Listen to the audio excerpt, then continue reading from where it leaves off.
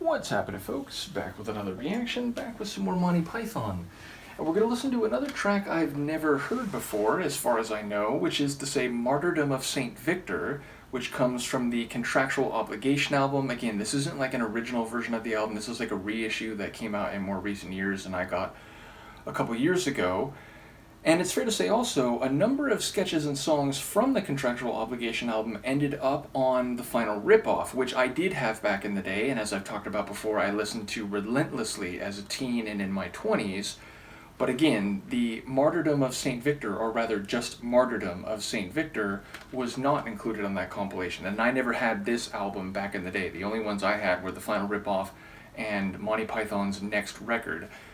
In any case, I'm actually thinking this won't relate to a real St. Victor. I think there are a handful, including those who were martyred in the first few centuries of the modern era, or AD, if you will, and yes, I'm inclined to think this will be like, St. Victor of Essex, or, St. Victor of Basildon or something. It'll be a character created for the sketch or maybe song. But either way, let's see what it is in practice. This is Monty Python. The track is Martyrdom of St. Victor, and it's from their Contractual Obligation album. And it came to pass that St. Victor was taken from this place to another place, where he was lain upon pillows of silk, and made to rest himself amongst sheets of muslin and velvet. And there stroked was he by maidens of the Orient. Full 16 days and nights stroked they him, yea verily, and caressed him. His hair ruffled they, and their fingers rubbeth they in oil of olives, and runneth them across all parts of his body for as much as to soothe him. And the soles of his feet licked they, and the upper parts of his thigh did they anoint with the balm of forbidden trees. And with the teeth of their mouths nibbleth they the pointed bits at the top of his ears, yea verily, and did their tongues thereof make themselves acquainted with his most secret places. For 15 days and nights did Victor withstand these maidens, but on the 16th day he cried out, saying, "This is fantastic, oh, this is terrific." And the Lord did hear the cry of Victor, and verily came he down, and slew the maidens, and caused their cotton wool buds to blow away, and their Kleenex to be laid waste utterly. And Victor in his anguish cried out that the Lord was a rotten bastard.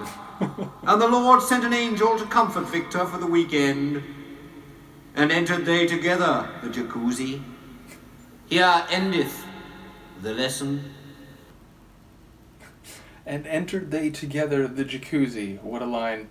Well, it certainly sounds like the Martyrdom of St. Victor was rather more agreeable than one might expect, and indeed, Victor, after 15 days, 16 nights, whatever, of all manner of bodily ecstasy, was rather annoyed that the Lord came down and slew those nymphomaniac maidens, and in his anger, what did he say? "You rotten bastard," is that what he called the Lord? Yeah, so it actually reminds me of two things. Like, one, it reminds me of Castle Anthrax from the Holy Grail, when Sir Galahad the Chaste is endlessly tempted by maidens who are basically doing exactly what was suggested there. But it also reminds me of, is it The Meaning of Life? Or maybe it's just a flying circus sketch, but there's a sketch of theirs where a guy gets to choose how he has to die, and his choice is to be chased off a cliff by like scores of topless women. So there's 50, 60 topless women chasing him toward the edge of a cliff, and I think he's smiling as he goes over the edge. So yeah, it's kind of like, if you are going to be martyred, much better to do it being licked and anointed with ointments than to be torn apart by lions or something like that. So yeah, it feels very Monty Python, Castle Anthrax. Hilarious, cheeky, a bit naughty, like Monty Python, I would say, more generally, so very much in their wheelhouse. Let me know if you've ever heard this one before, let me know what you think, and I'll see you for the next one. Peace.